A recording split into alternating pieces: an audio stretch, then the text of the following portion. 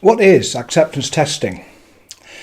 When we buy custom-built software, a contract will usually state the requirements for the software, the price of its development, the delivery schedule, and the acceptance process. We don't pay the supplier until we've received and acceptance tested the system. Acceptance tests demonstrate whether the supplier has met their requirements and their contractual obligations. Acceptance testing has a different perspective than the testing performed by the supplier. Now, I previously said in the user testing video that user and acceptance testing are often the same thing, but it's not as simple as that.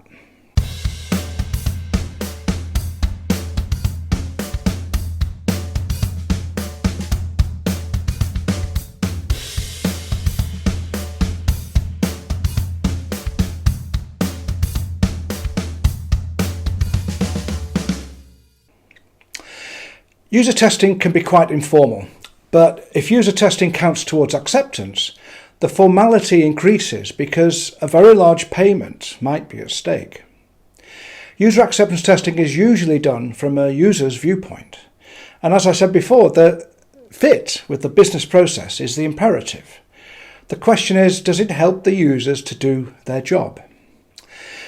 User testing might not test all features. It might focus only on the most essential features, perhaps. But acceptance often requires all features to be tested because it's the last chance the customer has to demonstrate that the supplier has met their obligations. When the time comes to acceptance, it's usual to assume that all major faults have been removed and the system actually works. Of course, that might not turn out to be the case, and often some negotiation is required to decide what happens then. Lawyers on both sides can be involved. There are several different ways the acceptance process could be conducted. It could be that the acceptance process includes earlier developer and system tests. For example, the system tests need to go perfectly. The users might be observers as they need to approve those tests, and a successful outcome is a step to achieving acceptance of the overall system. Acceptance tests tend to be a smaller scale test than, say, system testing. They could actually be a selected subset of system tests repeated by the users in a different environment.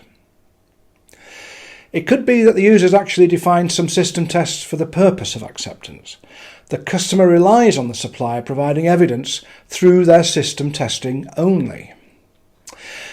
Acceptance may not require its own tests. There may not be any user testing at all. It could sometimes be based on the satisfactory conduct of system tests often witnessed. These are all variations on how acceptance can be achieved. Acceptance tests are usually requirements-based. What that means is the testing aims to demonstrate the supplier has met every requirement. Testing based on requirements is less influenced by the solution provided by the supplier. Now, functional specifications are usually written by the supplier themselves in response to the user or business requirements provided by the customer. The functional specification says essentially, this is what we promise to build, whereas the requirements set out what the users actually want. By the time you get to the acceptance test, it could be that what is built differs from what the users said they wanted. User requirements and functional specifications may not match precisely, and because developers follow the functional spec, some details in the requirements that aren't addressed in the specification will be omitted because the developers never saw a specification for those details.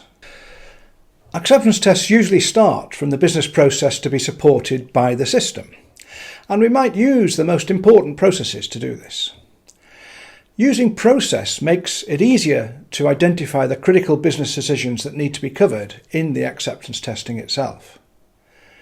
Business process-based testing is obviously a more natural way for users to specify and execute tests. They help to demonstrate the system supports the business process itself, of course. The users will want to get their hands on the system to make sure the software fits the way they want to work.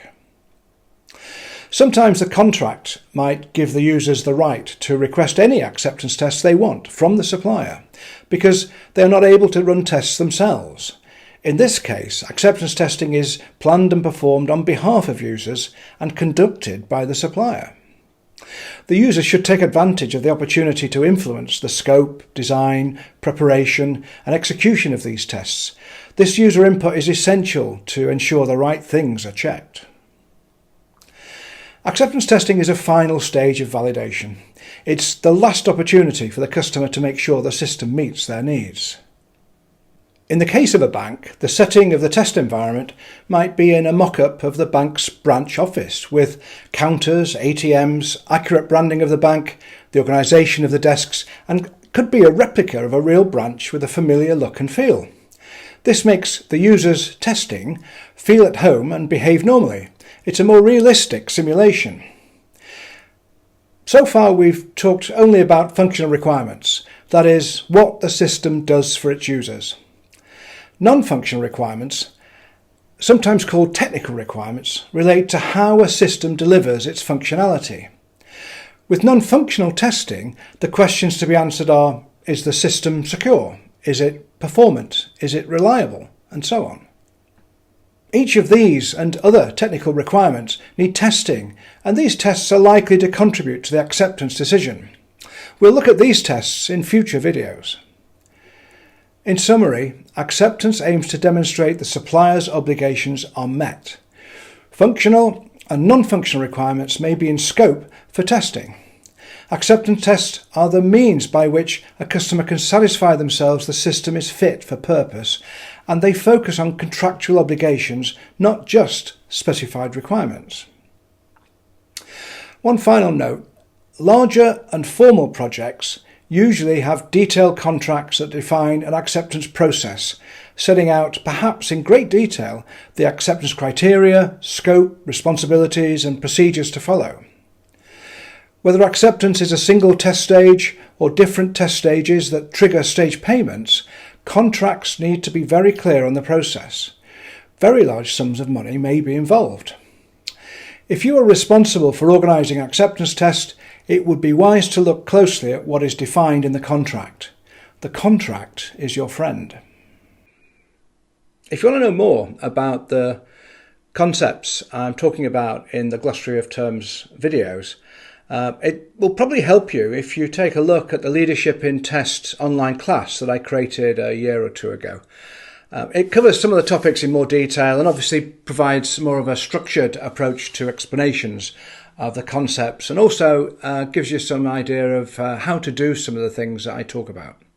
I hope you can take a look at it and get value out of it. The link is below, bit.ly/leadintest.